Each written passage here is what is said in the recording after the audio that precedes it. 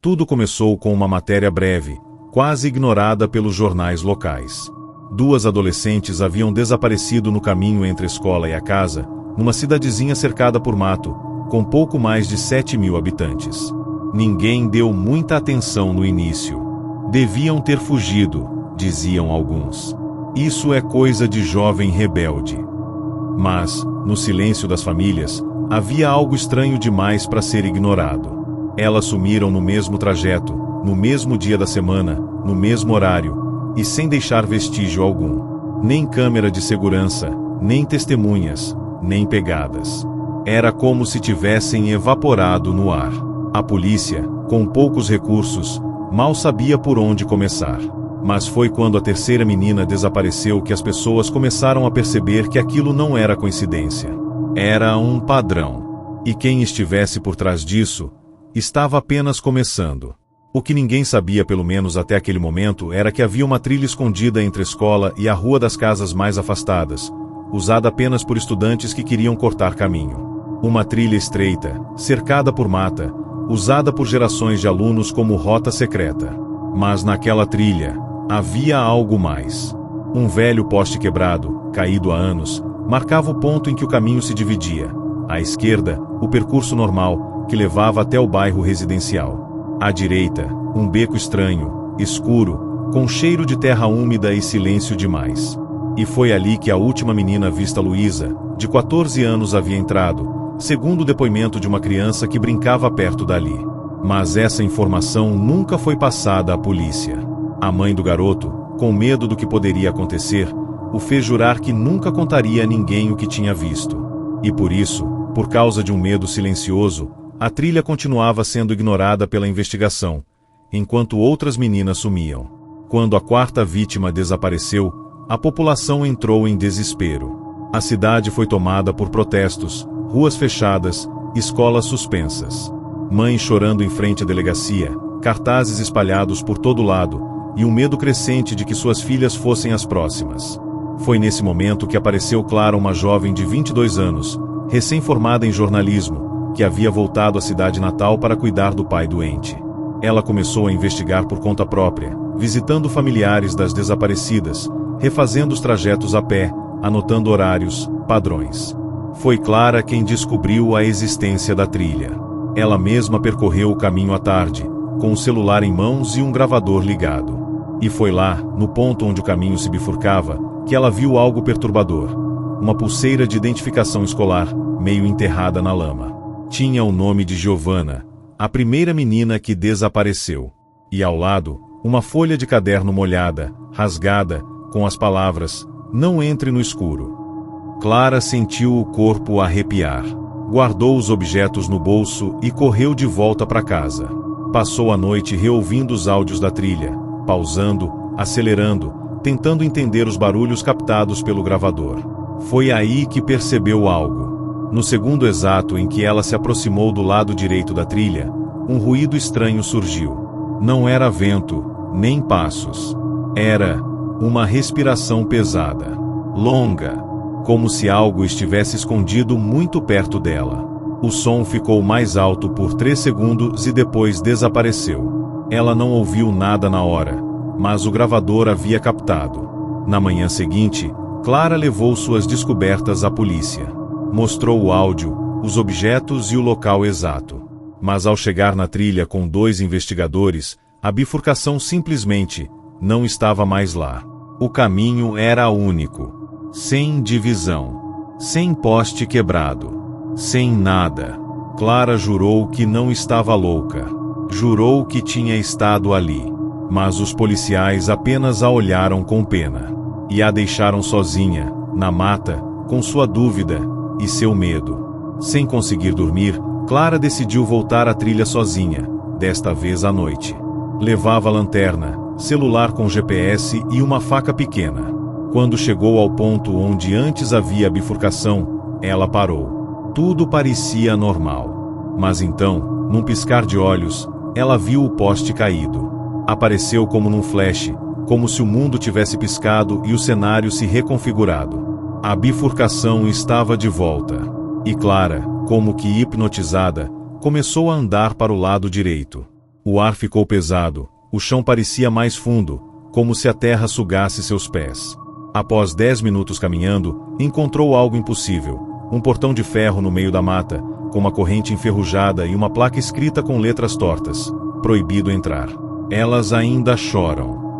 Clara empurrou o portão e ele rangeu alto, revelando um pequeno cemitério abandonado. Lá dentro, cruzes de madeira com nomes esculpidos à faca: Giovanna, Luísa, Ana Paula, Lara, e um espaço vazio, com o nome Clara já começando a ser escrito. Clara recuou, em pânico, mas a floresta parecia ter se fechado atrás dela. Correu, tropeçou, gritou por ajuda, mas sua voz parecia não sair. Ao olhar em volta, viu vultos entre as árvores. Meninas, cobertas de lama, olhos sem pupilas, com os mesmos uniformes escolares das desaparecidas. Elas sussurravam seu nome, estendiam as mãos, como se pedissem ajuda, ou quisessem levá-la com elas. Clara tentou filmar, mas o celular desligou sozinho. Quando conseguiu sair da floresta, já era manhã. Estava suja, arranhada, tremendo. Foi direto para a delegacia, mas ninguém acreditou. Pior, disseram que ela estava desaparecida há 2 dias. E a pulseira que havia levado da trilha sumiu. As gravações corrompidas.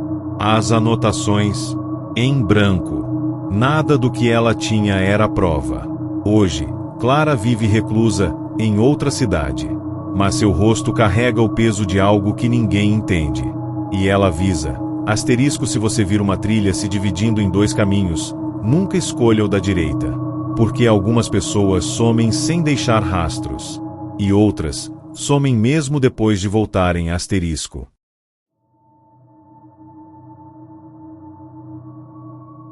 Numa cidadezinha litorânea chamada Barra Velha, conhecida por sua calmaria e pelos casarões antigos herdados de famílias tradicionais, um padrão assustador começou a surgir, mas poucos se deram conta no início. Meninas entre 10 e 15 anos começaram a desaparecer misteriosamente. Uma a cada 2 meses, sem um padrão claro, sem sinais de sequestro, sem rastros. A polícia local, limitada e desacreditada, tratava os casos como fugas ou problemas familiares. Mas uma professora chamada Renata, que dava aula na escola municipal, começou a ligar os pontos. Todas as meninas sumidas tinham estudado na mesma turma. E antes de desaparecer, todas haviam desenhado a mesma figura em seus cadernos: uma mulher de cabelo comprido, com olhos vazios e mãos muito longas. Algumas escreviam palavras como "ela me chamou" ou "não consigo dormir". A escola, claro, ignorou. Até que uma das alunas, Lorena, de 12 anos, desapareceu dentro da própria sala de aula, enquanto todos estavam presentes. O desaparecimento de Lorena se tornou um escândalo. A sala estava trancada, todas as janelas fechadas. Era aula de ciências, e a professora havia saído por 2 minutos para buscar um modelo anatômico na sala ao lado. Quando voltou, os alunos estavam paralisados, pálidos, apontando para o fundo da sala, onde a carteira de Lorena estava vazia e o chão abaixo da cadeira, completamente molhado. Havia um líquido escuro, grosso, que parecia sangue misturado com água suja. Nenhum barulho foi ouvido, nenhum grito. E mesmo com câmeras de segurança no corredor, ninguém apareceu entrando ou saindo da sala. Renata, a professora que vinha investigando por conta própria, teve acesso às anotações da aluna.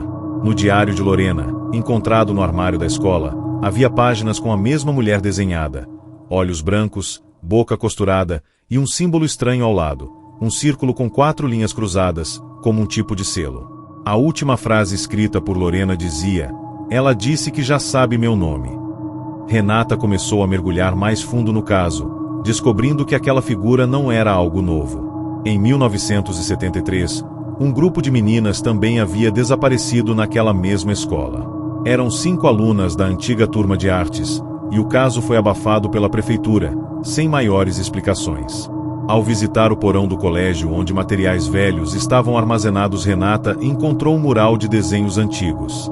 Lá, coberto por mofo e poeira, estava o mesmo símbolo. Uma funcionária mais velha revelou que aquilo era chamado de Marca da Ouvinte, uma lenda antiga da cidade que falava sobre uma entidade que se alimentava do silêncio das meninas, levando-as para um lugar onde ninguém mais podia ouvir seus gritos. Ela aparecia primeiro como sussurros, depois, em sonhos, e por fim, em carne e osso.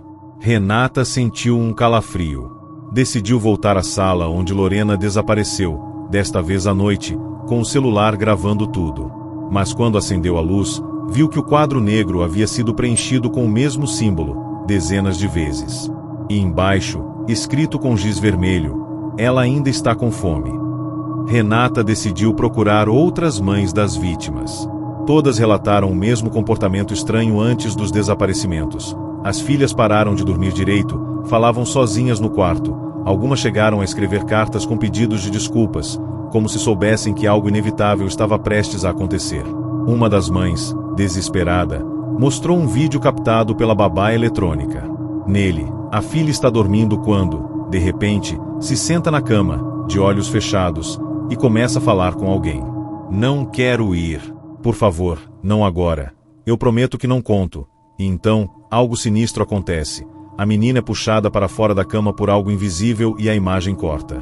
O vídeo termina ali. Aquela criança desapareceu 3 dias depois. A polícia descartou o vídeo como uma montagem. Mas Renata sabia que havia algo real por trás de tudo aquilo. Algo que crescia dentro da escola. E algo que estava prestes a se manifestar novamente. Agora, através dos próprios sonhos da professora. Renata começou a ter pesadelos constantes. Em todos eles, acordava dentro de um corredor escuro, com portas trancadas de cada lado e sussurros chamando seu nome. Sempre terminava em frente a uma porta com o símbolo da ouvinte entalhado. E ao abri-la, via uma sala cheia de meninas sentadas em cadeiras velhas, de olhos brancos, como bonecas abandonadas. Elas choravam, mas sem som. Queriam dizer algo, mas suas bocas estavam costuradas. Em uma das noites, Renata acordou com sangue nos lençóis. Havia arranhões em seu pescoço, como se unhas pequenas tivessem apertado sua pele enquanto dormia. Foi aí que decidiu fugir. Mas antes de sair da cidade, quis deixar um último aviso. Foi até a escola, durante a madrugada, e pintou com tinta vermelha a parede da entrada. Fechem este lugar, ou todas elas sumirão. Mas ninguém levou a sério. Renata desapareceu 2 dias depois. Sua casa foi encontrada com todas as janelas seladas, e o símbolo marcado no teto do quarto. Hoje, a escola continua funcionando. As crianças brincam no pátio, os professores mudam de tempos em tempos, e a maioria dos pais prefere não falar sobre os casos antigos. Mas, de vez em quando, uma aluna desaparece. Nunca durante o recreio, nem na saída, mas dentro da própria escola. E sempre da mesma faixa etária. Os novos professores dizem que o símbolo às vezes aparece em cadernos aleatórios. Os diretores mandam apagar, mas os boatos continuam. Dizem que à noite, nos corredores, ouvem passos leves e risadas baixas, mesmo sem ninguém presente. Alguns juram ver uma mulher parada no fim do corredor, com cabelos cobrindo o rosto, observando. E, se você olhar bem, na última carteira da turma do 6º ano, tem o nome Renata entalhado à unha na madeira. Talvez ela ainda esteja tentando alertar os próximos. Ou talvez tenha se tornado parte daquele outro lado, onde as desaparecidas vivem, presas no silêncio eterno da ouvinte. E você, ainda deixaria sua filha estudar lá?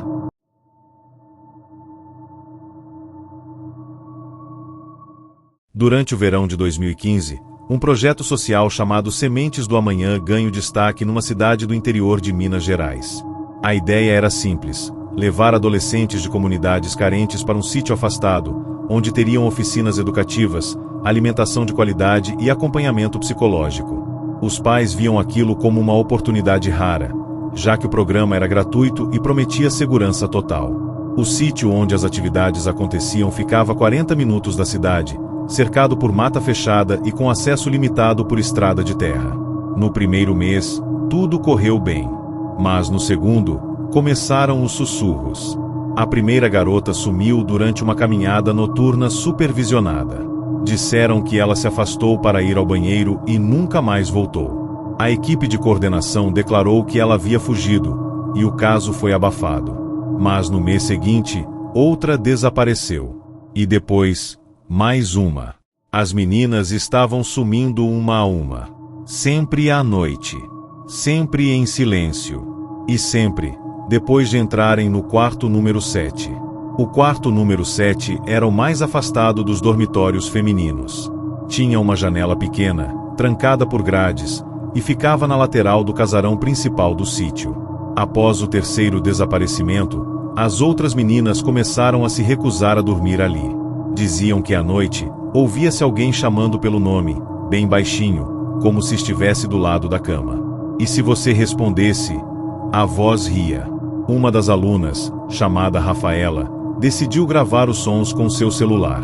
Deixou o aparelho embaixo do travesseiro e simulou que estava dormindo. No dia seguinte, mostrou o áudio aos colegas. Uma voz feminina sussurrava, repetindo seu nome várias vezes, cada vez mais perto.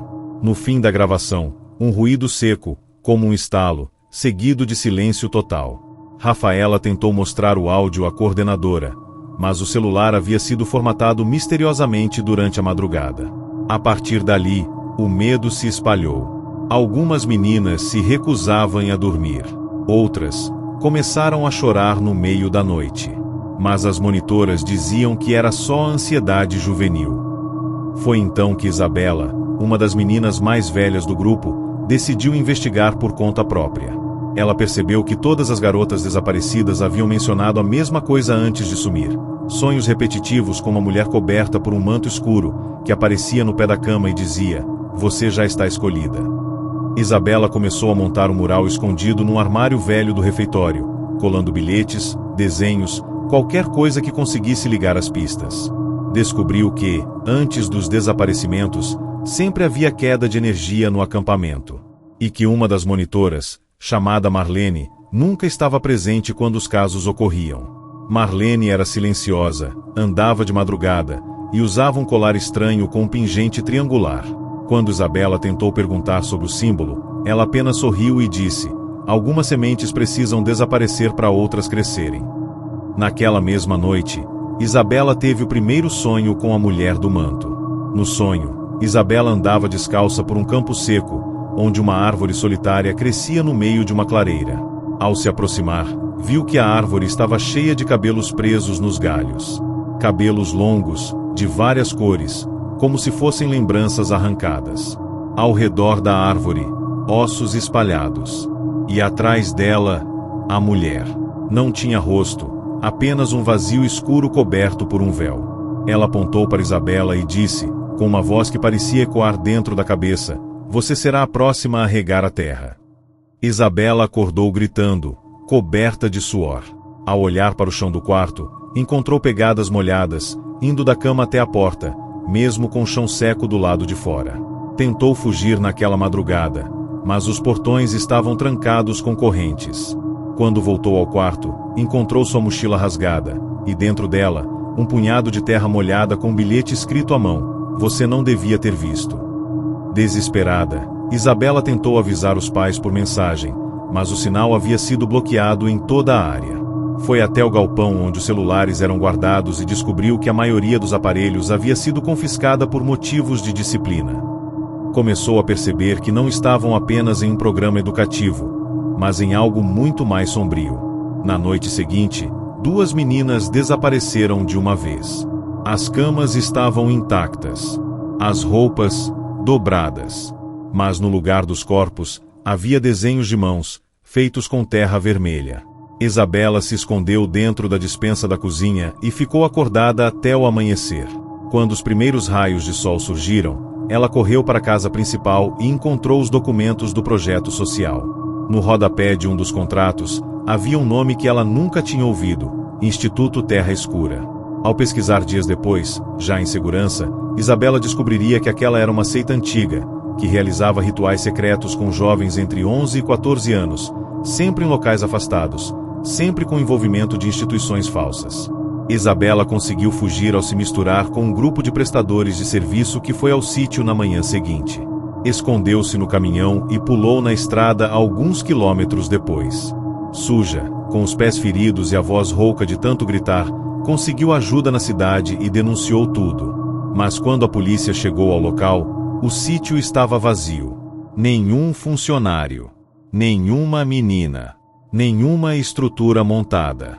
Tudo havia sido desmontado como se nunca tivesse existido. No terreno, só havia a árvore do sonho. E ao redor dela, 7 cruzes pequenas, fincadas na terra. Hoje, Isabela vive sob outro nome, em outro estado. Mas ela garante, aquele projeto vai reaparecer, com outro nome, em outra cidade. E meninas continuarão desaparecendo. Porque enquanto houver famílias desesperadas por ajuda, sempre haverá alguém disposto a oferecer oportunidades. E sempre haverá alguém disposto a colher.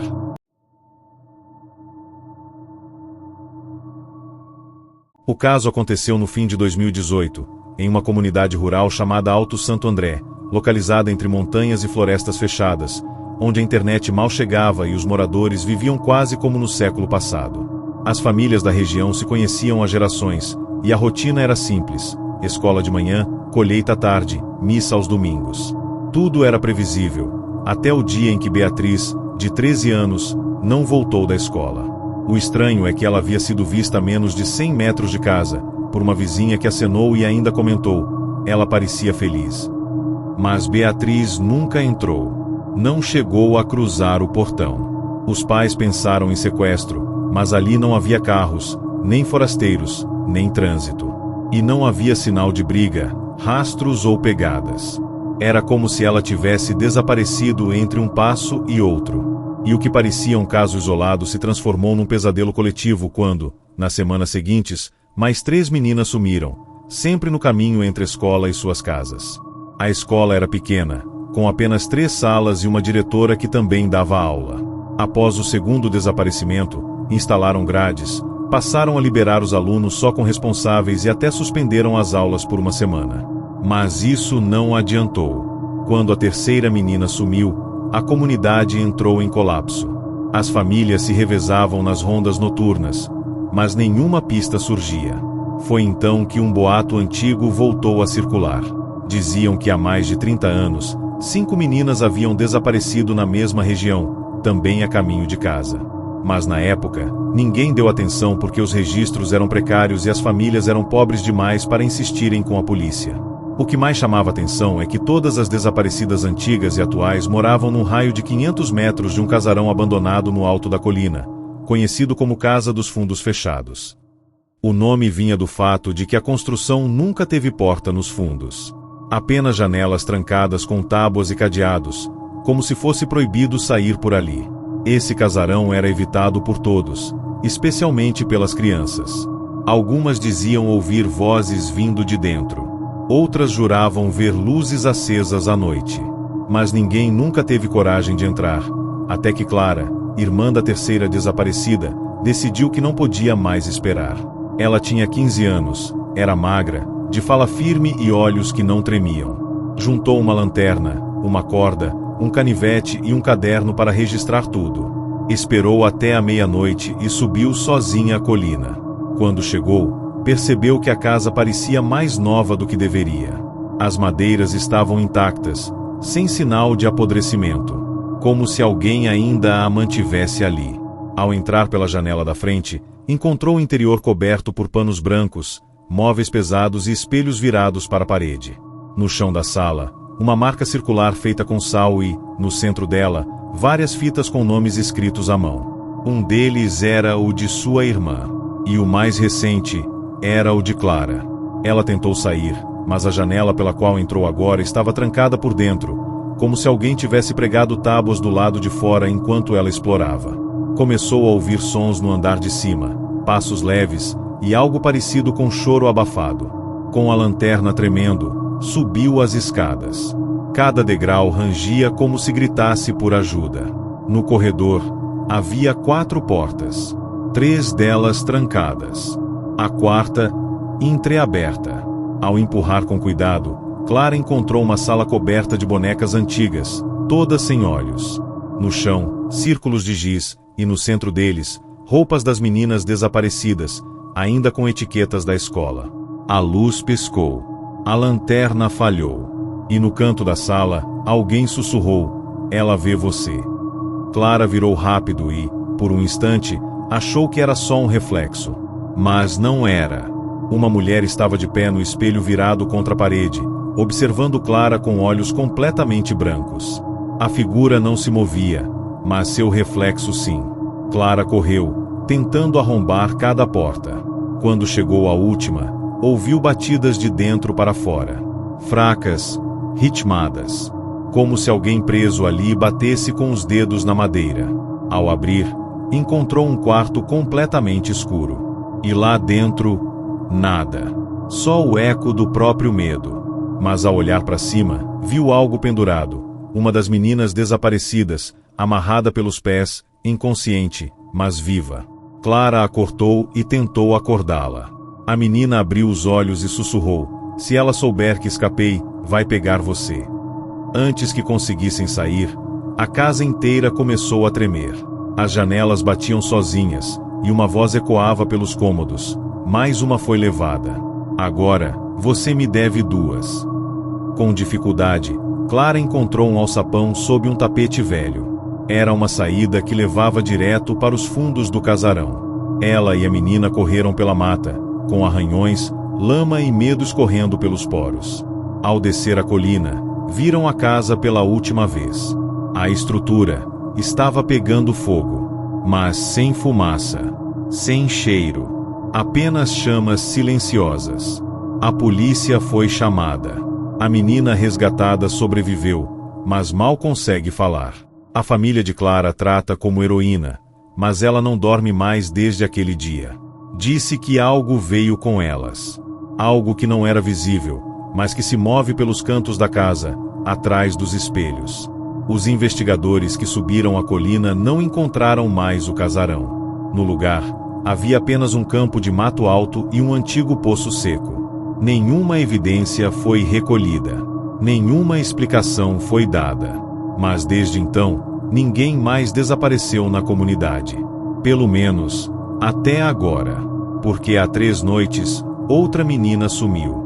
E, segundo uma vizinha que a viu minutos antes, ela passou olhando para cima, com um sorriso estranho, e uma boneca sem olhos nas mãos. Talvez a casa tenha mudado de lugar. Ou talvez ela nunca tenha saído de lá, e esteja esperando a próxima criança que passar perto demais da colina.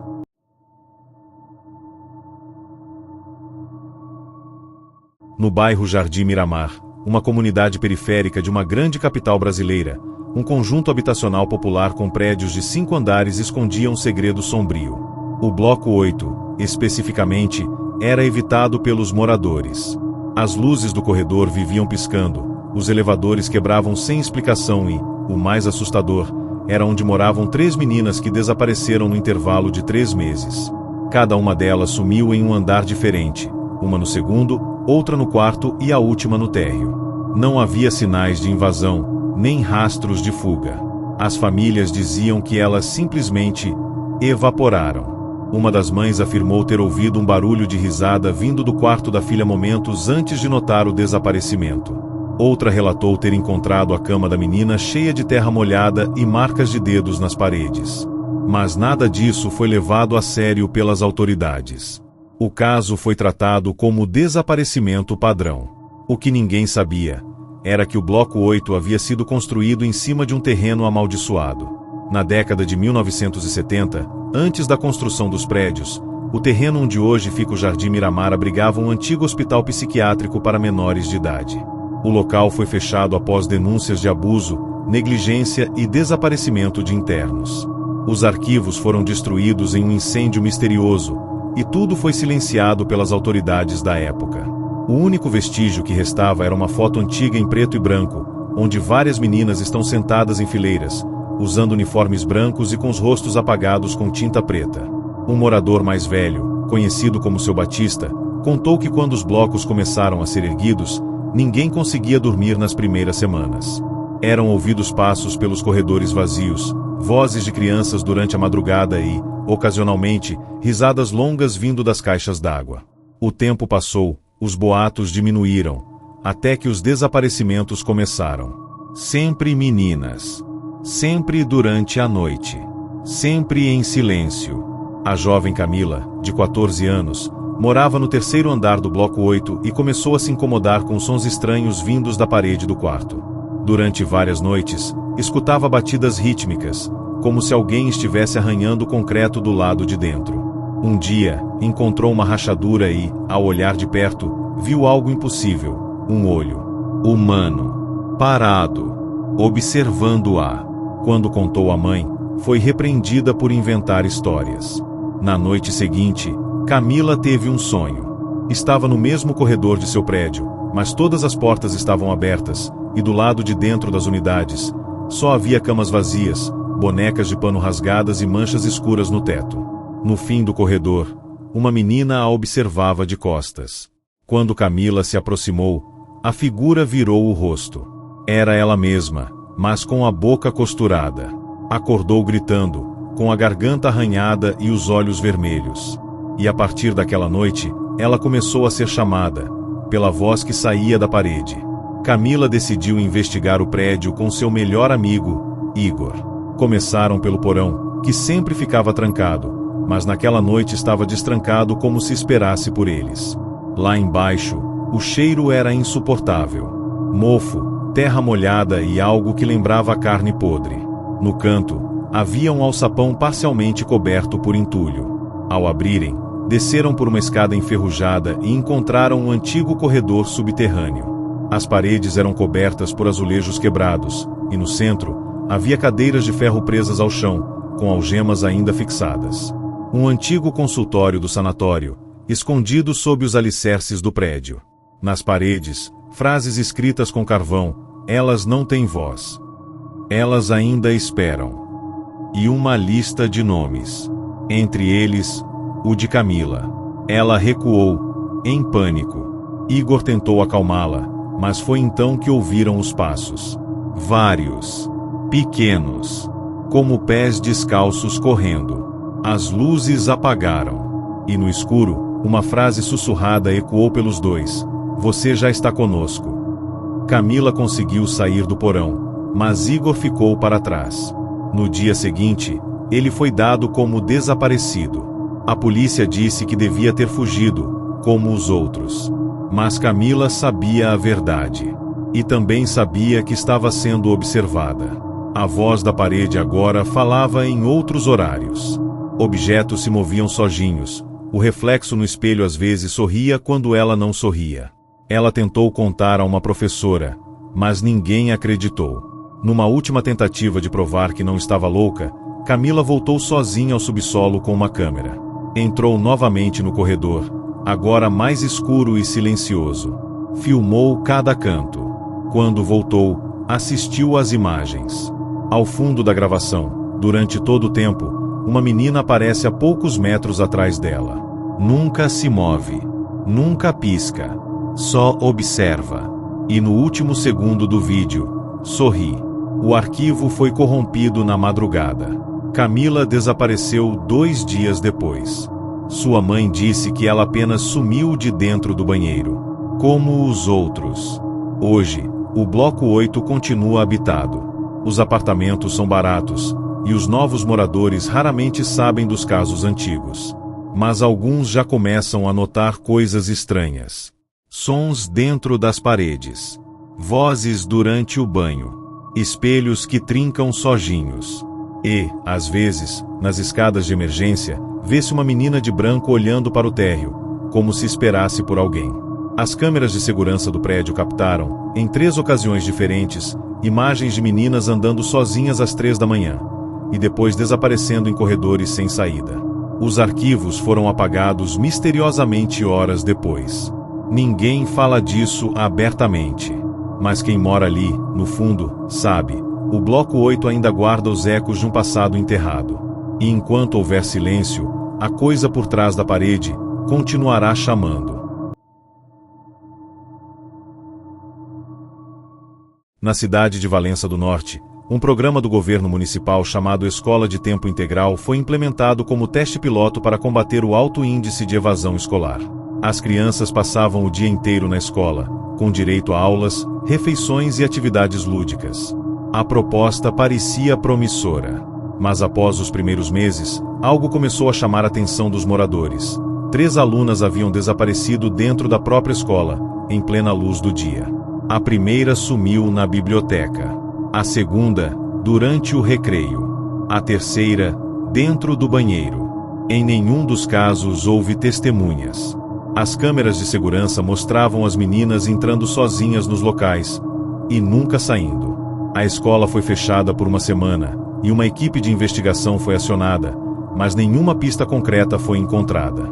O mais estranho, em todos os locais onde as alunas desapareceram, havia símbolos desenhados no chão. Figuras geométricas complexas, feitas com giz vermelho. E ninguém sabia quem os havia feito. Uma professora chamada Lana, nova na escola, começou a desconfiar de algo. Ela dava aulas de português e tinha acesso aos cadernos das alunas desaparecidas. Em todos eles, encontrou frases escritas com caligrafia tremida, como se tivessem sido feitas durante um transe. Coisas como ela caminha entre as palavras e o chão se abre quando ninguém está olhando. A diretora pediu que esses materiais fossem arquivados e proibiu que os professores comentassem sobre os casos com os alunos. Mas a Lana não conseguia esquecer uma coincidência. Todas as 3 meninas sumidas tinham aula no mesmo horário, na mesma sala, na turma 6B. Começou a observar o comportamento dos outros alunos da classe e notou que alguns pareciam estranhamente apáticos. Não interagiam, não riam, não reagiam.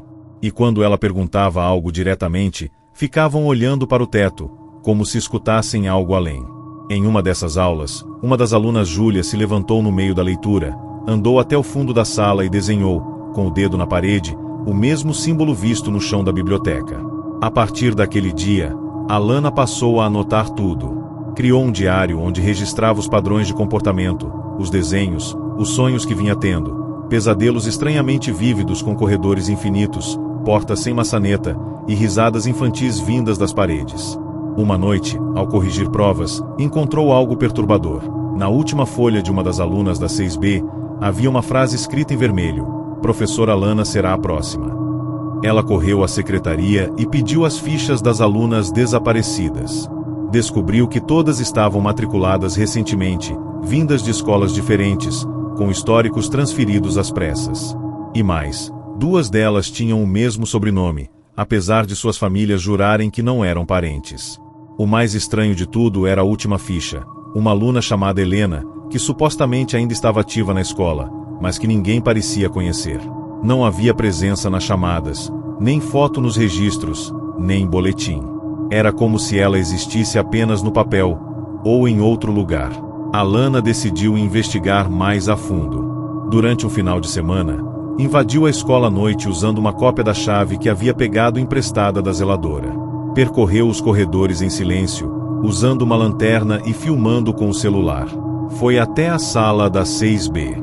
Ao abrir a porta, um vento gelado saiu de dentro. As carteiras estavam perfeitamente alinhadas, mas no chão, o símbolo estava desenhado novamente, desta vez com o que parecia ser sangue seco. No centro, uma boneca sem olhos.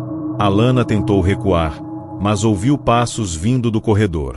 Se escondeu dentro do armário de material. De lá, pôde ver, através de frestas, uma menina parada no centro da sala. Era pálida, com cabelo cobrindo o rosto e vestida com uniforme escolar. Ela começou a girar devagar, como se dançasse. E enquanto dançava, murmurava: "Ela vem. Ela vem. Ela vem." Quando a figura parou de girar, olhou diretamente na direção do armário e sorriu. A Lana desmaiou ali mesmo. Ela acordou horas depois, com o celular fora de bateria e a porta da escola aberta. Fugiu sem olhar para trás. Ao chegar em casa, tentou descansar, mas não conseguiu dormir. Cada vez que fechava os olhos, via a sala escura, a boneca e a menina dançando em círculos. No dia seguinte, foi até a delegacia com o pouco que tinha gravado, mas o celular estava corrompido. Tudo havia sido apagado. Na semana seguinte, Uma nova aluna desapareceu, Júlia, a mesma que havia desenhado o símbolo na parede.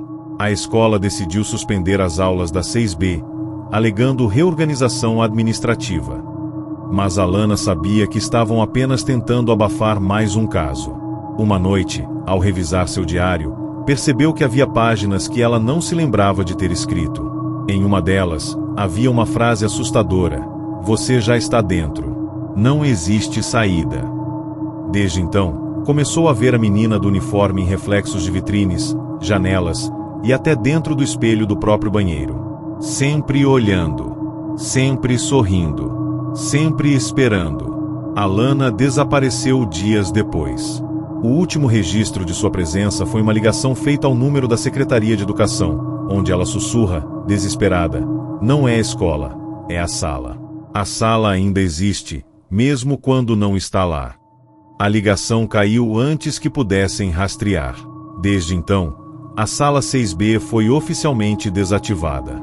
Mas professores novos, que chegam sem saber da história, às vezes tentam entrar na porta que deveria estar trancada, e encontram a sala montada. Como se ainda estivesse em uso. Como se a aula nunca tivesse terminado. Alguns juram ter visto uma aluna sozinha lá dentro. Outros ouviram risadas infantis vindas da sala mesmo com o corredor vazio. E os zeladores evitam até passar por ali à noite. Dizem que, de tempos em tempos, a sala reaparece para chamar uma nova aluna. Ou uma nova professora. Porque enquanto a sala 6B existir, as desaparecidas continuarão ensinando o que aprenderam do outro lado.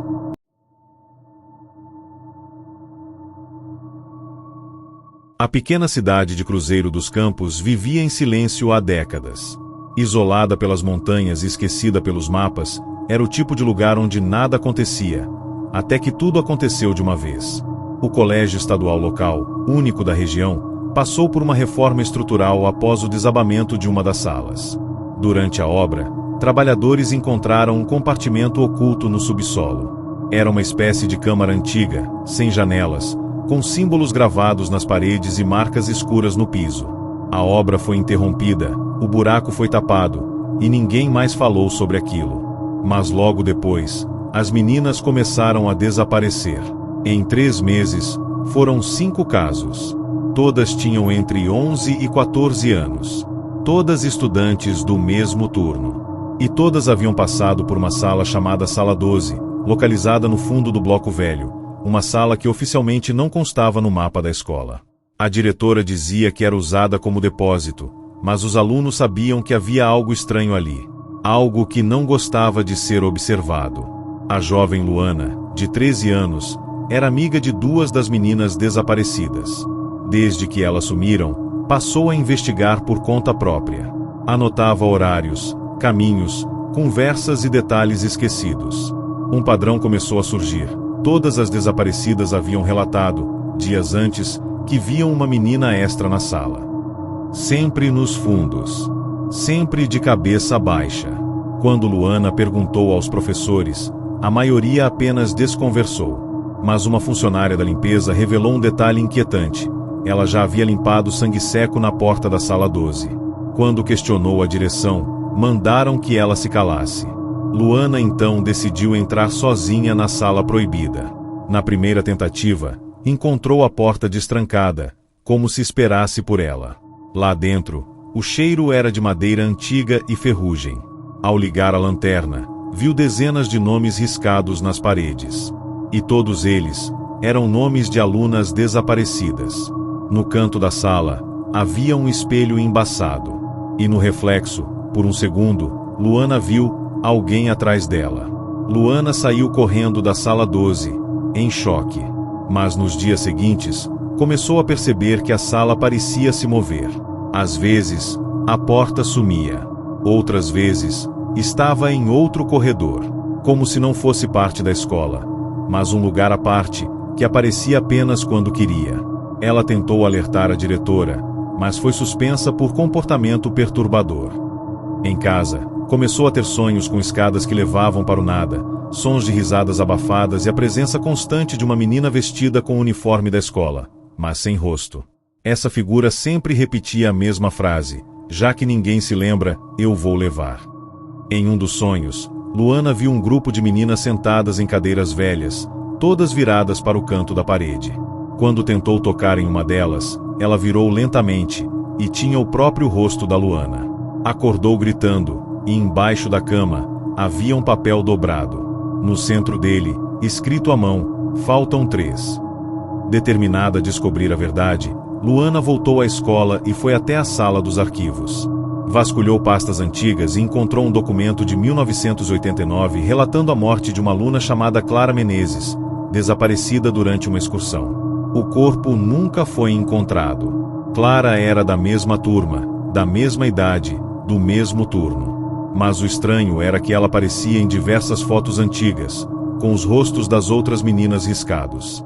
Como se fosse uma presença recorrente. Como se estivesse sempre lá. Luana comparou os nomes nas paredes da sala 12 com os arquivos e descobriu que a maioria das desaparecidas ao longo das décadas tinha uma ligação direta com a falecida Clara. Ou sentavam no mesmo lugar da sala, ou usavam o mesmo armário, ou moravam no mesmo prédio. Era como se Clara estivesse colecionando substitutas.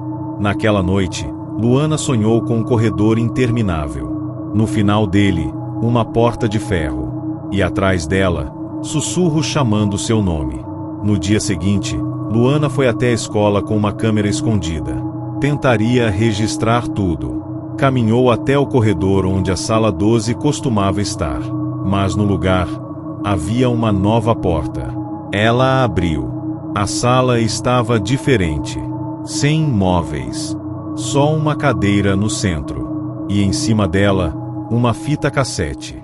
Quando deu play, ouviu vozes de meninas chamando por socorro, seguidas por risadas e frases sem sentido.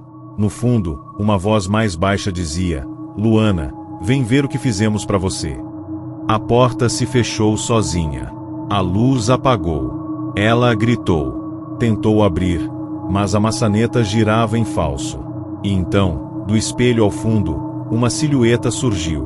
Uma menina. Rosto pálido. Olhos sem brilho. Uniforme antigo. Clara? Luana perguntou. A figura se aproximou e respondeu, com a voz duplicada: Agora somos muitas. Você vai gostar de ficar. Luana desmaiou. Quando acordou, estava no pátio da escola, cercada de professores. Disseram que ela foi encontrada andando em círculos, sozinha, repetindo: ainda faltam 2. Depois disso, Luana nunca mais foi a mesma. Silenciosa, com olhar fixo e comportamento estranho. Parou de responder às perguntas. Passava horas olhando para os cantos vazios da sala. Até que, um mês depois, desapareceu. Durante o intervalo, saiu para beber água e nunca mais voltou. Quando vasculharam a escola, encontraram sua mochila em frente à sala 12 que, segundo os diretores, havia sido lacrada meses antes. Mas a porta estava entreaberta. E nas paredes, havia um novo nome escrito: Luana Dias. Hoje, os alunos evitam os corredores do bloco antigo. Professores se recusam a dar aula na sala 12, mesmo que oficialmente ela não exista mais. E, de tempos em tempos, alguma aluna diz ter visto uma menina parada no corredor. Ela não fala, não se mexe, só observa. E às vezes, sorri. Porque Clara Menezes continua ali.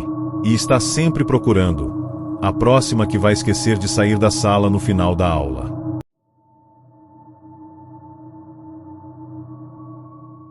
A comunidade de Santa Cruz do Vale, no interior do Paraná, ficou conhecida em 2022 após um caso estranho envolvendo um convento desativado. O local, que antes abrigava freiras enclausuradas, havia sido transformado em um abrigo para meninas em situação de risco. O projeto social era administrado por voluntárias e mantido por doações da igreja. As crianças viviam em regime de semi-internato, dormiam no local, iam à escola pela manhã e retornavam à tarde. No início, o abrigo foi recebido com entusiasmo pela comunidade. Mas com o tempo, começou a circular um rumor entre os moradores. As meninas do convento estavam desaparecendo. Em apenas 5 meses, 4 jovens sumiram sem deixar vestígios. As cuidadoras alegavam que haviam fugido, mas os moradores notaram que a história sempre era a mesma. As datas não batiam e os registros escolares permaneciam ativos. O mais sinistro, todas dormiam no mesmo dormitório, o quarto 9. Um cômodo frio, com janelas altas e uma única imagem na parede, uma pintura antiga de Santa Cecília, com os olhos riscados. Ana Júlia, de 14 anos, chegou ao convento após a morte da mãe. Vinda de um abrigo superlotado da capital, foi transferida para Santa Cruz como parte de um plano de reestruturação. No início, achou o lugar calmo demais, mas pelo menos tinha cama, comida e silêncio. Porém, nas primeiras noites, passou a escutar algo estranho vindo das paredes do quarto 9. Não eram ratos, nem o vento. Eram vozes sussurradas. Chamavam pelo nome dela. Às vezes de trás do guarda-roupa. Outras, debaixo da cama. Uma colega, chamada Flavinha, alertou Ana: não responde. Se você responde, ela vem. Perguntando quem era ela, Flavinha apenas fez o sinal da cruz e se cobriu até a cabeça. Na noite seguinte, Ana escutou novamente os sussurros. Mas dessa vez, ouviu algo diferente, uma cantiga. Uma melodia infantil, desafinada, lenta, como se fosse cantada por uma criança esquecida. Ao olhar para a imagem de Santa Cecília na parede, teve certeza de que os olhos estavam voltados para ela. Curiosa e assustada, Ana começou a investigar os sumiços. Descobriu, em uma caixa de documentos antigos escondida na lavanderia, que aquele convento já havia sido alvo de denúncias no passado. Segundo registros de 1972, 5 meninas que viviam com as freiras desapareceram em circunstâncias misteriosas. A única sobrevivente da época, uma mulher chamada Teresa, havia sido internada em um hospital psiquiátrico e passava os dias em silêncio absoluto. Ana conseguiu visitar Teresa com a ajuda de uma voluntária e mostrou uma foto do convento. Ao ver a imagem, a mulher começou a tremer e escrever em um papel: a porta nunca fecha. Ela sempre entra pelo chão. Quando Ana perguntou quem era ela, Teresa apenas escreveu: Santa Cecília não canta mais. De volta ao abrigo, Ana contou o que sabia às outras meninas. Algumas riram, outras se afastaram. Flavinha, porém, chorou. E revelou que todas as desaparecidas disseram a mesma coisa antes de sumir. A música começou de novo. Naquela noite, Ana decidiu deixar o celular gravando áudio durante o sono. Escondeu o aparelho embaixo do colchão e fingiu estar dormindo. Por volta das 3h12 da madrugada, acordou com a sensação de mãos frias em seus pés. Ao olhar ao redor, tudo estava calmo. Mas havia algo diferente no quarto. A pintura de Santa Cecília estava caída no chão. Ninguém sabia como. Ao ouvir a gravação no dia seguinte, ficou em choque. A cantiga infantil estava registrada nitidamente. Mas ao final do áudio, uma voz rouca, abafada, sussurra: agora ela é minha. Naquela mesma manhã, Flavinha desapareceu. A cama ainda estava arrumada. O pijama dobrado. Mas não havia sinais de saída.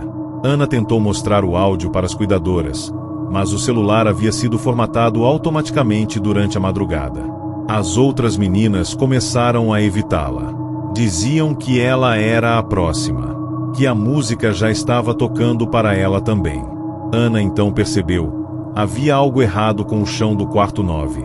Durante a madrugada seguinte, Ana removeu o tapete do quarto e encontrou uma grade metálica, como a de um alçapão. Com muito esforço, conseguiu abrir a tampa e desceu por uma escada de madeira antiga. Abaixo do quarto, havia uma câmara subterrânea. As paredes estavam cobertas de símbolos religiosos distorcidos, crucifixos invertidos e manchas de mofo com formato de mãos.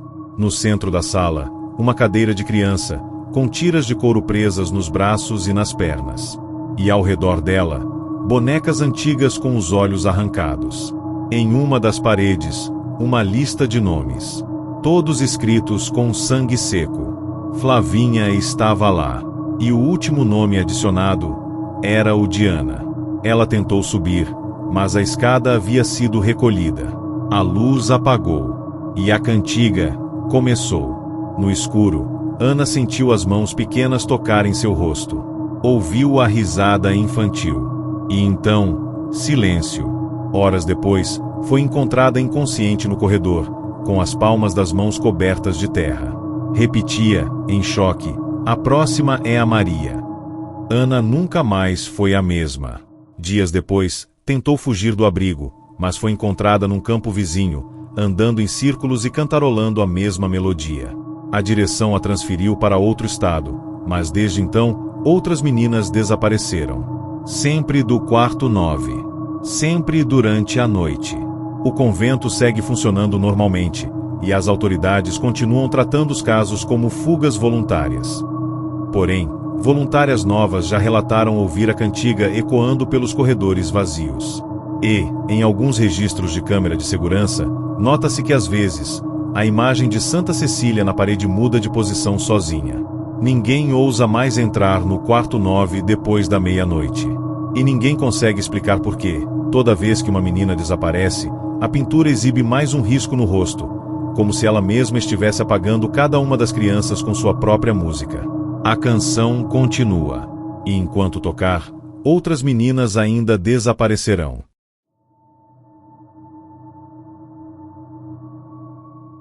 No distrito de São Benedito, uma pequena vila afastada da capital, as histórias de desaparecimento sempre foram consideradas uma lenda urbana. Até que, em 2023, 5 jovens garotas sumiram sem deixar pistas. A coincidência que assustava a todos era que todas tinham em comum uma característica: frequentavam o antigo casarão da família Moreira, uma construção centenária que estava fechada há décadas.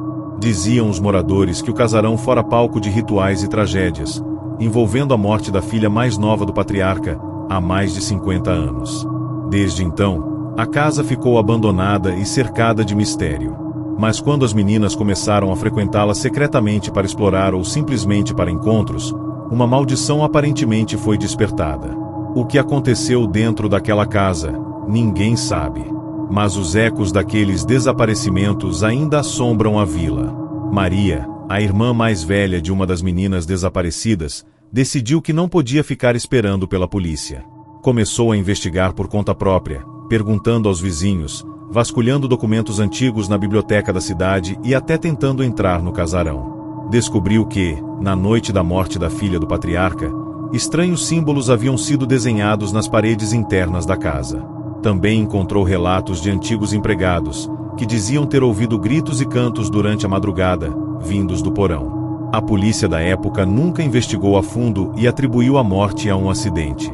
Mas as histórias do lugar sempre foram sussurradas com medo, como se o casarão guardasse um segredo sombrio demais para ser revelado. Maria sentiu que precisava provar o que estava acontecendo, principalmente depois que teve um pesadelo com uma menina vestida de branco, que dizia: "Você vai se juntar a nós." Decidida, Maria entrou no casarão com uma lanterna e uma câmera. O interior estava tomado pelo pó e teias de aranha, mas ainda assim carregava uma aura pesada, quase sufocante. Passou pelos cômodos vazios, fotografando tudo, até que ouviu um som estranho vindo do porão, uma melodia triste, como uma canção de ninar. Ao descer, encontrou um círculo de velas apagadas e marcas de mãos nas paredes, feitas com uma substância escura. No centro do porão, uma caixa de madeira velha, com símbolos que ela não reconhecia, estava trancada. Tentou abrir, mas a fechadura cedeu somente após uma pressão forte. Dentro, havia um diário antigo, que parecia ter sido escrito pela filha do patriarca. As páginas relatavam sua prisão dentro da casa, por causa de um segredo que ela carregava, e falavam de uma entidade que devorava as vozes das crianças e as mantinha presas em um mundo paralelo. Maria sentiu um arrepio quando leu a última frase: "Se você abrir a porta, ela vai querer mais." De repente, a caixa bateu sozinha, e as velas se acenderam em um vento frio que entrou do nada. A escuridão do porão se transformou em sombras vivas que se moviam pelas paredes, formando rostos de meninas chorando e gritando silenciosamente. Maria tentou correr, mas a saída parecia ter desaparecido. As sombras começaram a se aproximar, sussurrando nomes, chamando-a para se juntar a elas.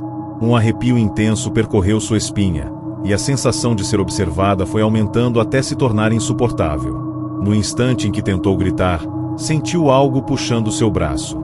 Tudo ficou negro. Quando acordou, estava do lado de fora do casarão, caída na lama, com arranhões profundos nos braços e a câmera quebrada. Ela sabia que algo havia mudado. algo que agora estava dentro dela. Maria tentou alertar a polícia e os moradores, mas ninguém acreditou em sua história. Para todos, ela parecia estar abaladíssima, quase à beira da loucura. Nos dias seguintes, passou a ouvir vozes sussurrando em sua casa, especialmente quando estava sozinha. As luzes piscavam, objetos se moviam e seu reflexo no espelho às vezes desaparecia por instantes. E, o pior, começou a perceber que seu corpo reagia sozinho, como se outra presença controlasse seus movimentos por momentos. Certa noite, sua mãe a encontrou parada em frente ao espelho, falando sozinha, com os olhos completamente brancos. Assustada, tentou chamar ajuda, mas Maria desapareceu naquela mesma noite. A única coisa que restou foi um bilhete escrito com uma caligrafia estranha: "Agora somos uma só voz." O casarão dos Moreira continua fechado e isolado, com placas alertando para risco de desabamento. Moradores evitam passar perto, principalmente à noite. Alguns dizem ouvir choros e cantos vindo das janelas, mesmo com o lugar vazio. As autoridades continuam tratando os desaparecimentos como casos comuns de fuga ou abandono.